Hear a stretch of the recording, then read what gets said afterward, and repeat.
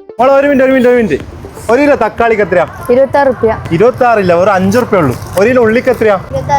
ഇതും 5 റുപ്യ ഉള്ളൂ.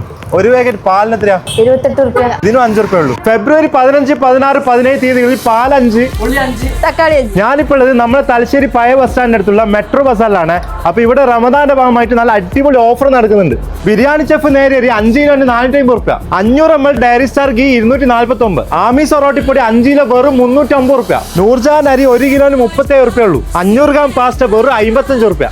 ഇനി നോമ്പല്ല വരുന്നത്, എല്ലാത്തരം ഡ്രൈ ഫ്രൂട്ട്സ് ഇവിടെ അവൈലബിൾ ആണ്. ഫ്രൂട്ട് ബാസ്ക്കറ്റ് വെറും 99 റുപ്യ.